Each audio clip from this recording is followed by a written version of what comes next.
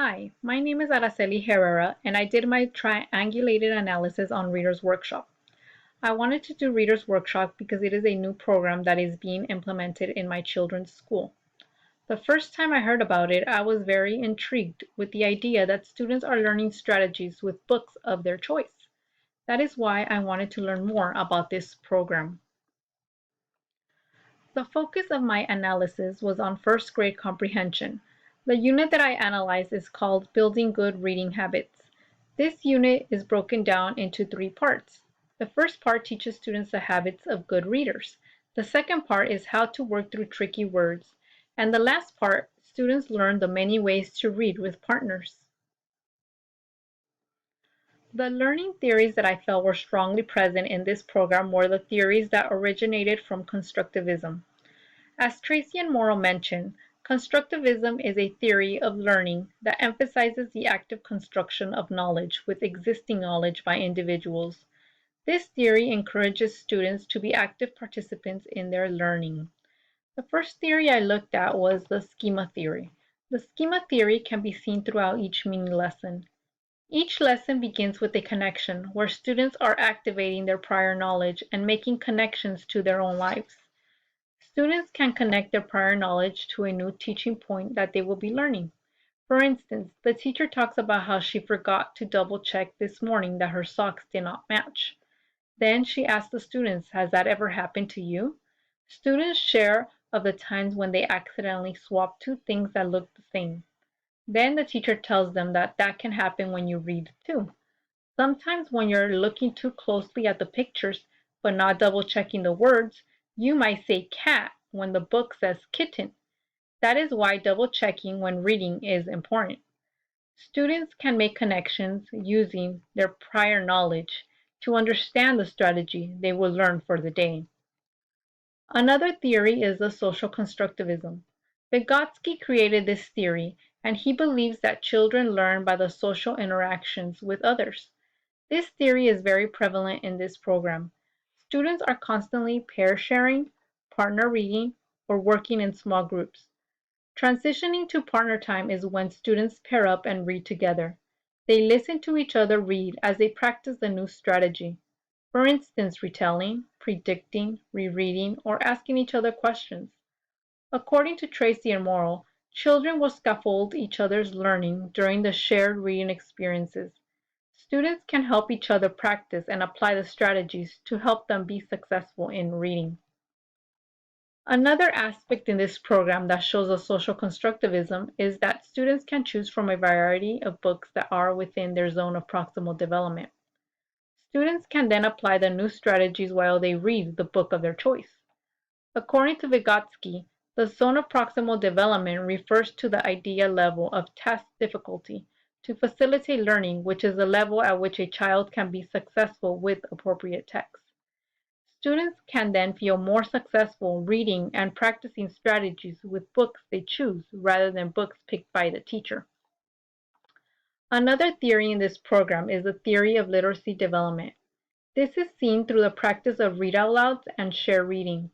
Teacher selects books with engaging storylines and rich vocabulary. Teacher builds comprehension through pre-reading, during, and after reading the book. As Tracy and Morrow mentioned, the technique of shared reading has been shown to be effective in promoting students' literacy development in the areas of word recognition, vocabulary, comprehension, and fluency. Teachers get to model the correct way to read and think while reading a book. Students get to observe and learn from the teacher. The aspect of the program that shows the behaviorist side would be the routines and procedures students need to follow throughout the lesson. Every lesson is divided into sections, and students need to know what is expected from them. The lesson begins with a mini lesson that should take 10 to 15 minutes to complete, and all students are sitting on the carpet. Then they move to independent or teacher conferences or small group, and this usually takes 60 minutes. Then they transition to partner time for another 15 minutes, and then 5 minutes of sharing as a group. Another example of behaviorism is direct instruction. In a mini lesson, teacher introduces and models how to use a new strategy. There is an anchor chart where teacher writes down a strategy. Then the teacher teaches students how to apply the strategy when they read independently. Students are being taught a strategy or skill that they can later apply in their own reading. There is a clear objective, instructional strategies, procedures, examples, and independent practice. In terms of best practice, Reader's Workshop seems to have the four components that, according to Gambro and Morrow, foster independent, self-regulated comprehension. The strengths of the program in terms of best practice are positive. Reader's Workshop has the four components to successfully teach comprehension strategies. One example of best practice is the context in the classroom, which provides students with a library full of books, fiction and nonfiction. All books are color-coded and arranged in bins according to reading levels. Also, during Reader's Workshop, there are many opportunities for student interactions such as pair share and small group. According to Gambro and Morrow, sociocultural perspectives on learning suggest that learning is a cognitive apprenticeship that occurs when learners are able to interact socially with others who might guide, support, or stretch their thinking. There is plenty of time for students to share their thinking with a partner or a group during Reader's Workshop. Another example of best practice in this is the explicit instruction of a strategy. The teacher models and explains how good readers read by focusing on the teaching point or strategy. According to Gabriel and Morrow, explicit instruction involves teacher modeling, explanation, and think-alouds that help children understand what strategic processes are, how to use them, under what conditions they might use them, and why they might use them. Students can observe how the teacher applies the strategies as she is teaching it to the class or as she is reading out loud to the class. Another example of best practice is metacognition. During a read aloud, teacher encourages metacognitive thinking by giving students the opportunity to share their own thoughts. According to Gabriel and Morrow, teachers can encourage metacognitive behaviors by asking open-ended questions that encourage students to share their own thought processes. The teacher can also share her own thoughts out loud as she is reading the book to the class. The last example of best practice is scaffold. The teacher also scaffolds students to the point where they can transfer the new strategy and apply it independently with their own text.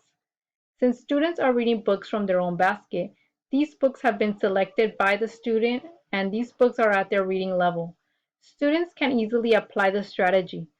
Students are able to practice the strategy with books that they can read. According to Gabriel and Morrow, the teacher might select a strategy, a combination of strategies, or a strategic behavior on which to focus instruction. The teacher has an anchor chart where she has listed all strategies they have learned so far. Students can practice strategies while reading independently. One area I found difficult or challenging about this program is the individual conferences with each student during independent reading. Teachers need to make time to listen to each student read and make sure they are comprehending the text. Teachers need to be familiar with the different stories students are reading, so teachers can be able to ask students questions to check for comprehension. By listening to each student read, the teacher can also check if students are applying the strategies of good readers. Since students are reading a variety of books, the only way to assess comprehension is by individually asking students questions. Teachers need to be able to manage their time to get to all students during Reader's Workshop. During the year, there will be students who move up reading levels. Therefore, teachers need to conduct running records. During the individual conferences, teachers can check for understanding, what strategies students are using, and they can also administer running records and take notes on each student as they read. Teachers need to be aware that students will be reading different books. Therefore, they need to be familiar with the variety of books they have in their class. They also need to stock up with many different books as students like to read a lot. Teachers also need to find ways to organize their running records and notes for each individual student when conferencing. When analyzing Unit 1 from Reader's Workshop, I used both the California English Language Arts Standards and the Common Core State Standards. The first standard I looked at was the 2.2, respond to who, what, when, where, and how questions. This standard was aligned with the Common Core State Standard, which states that in first grade, Students can ask and answer questions about key details in a text. I found that the Common Core State Standards emphasizes the students ask questions about what they are reading as well as answering key details in the text they are reading. Since this program is based on students reading text that they chose on their own, teacher needs to confer with each student and ask questions regarding the text to check for comprehension.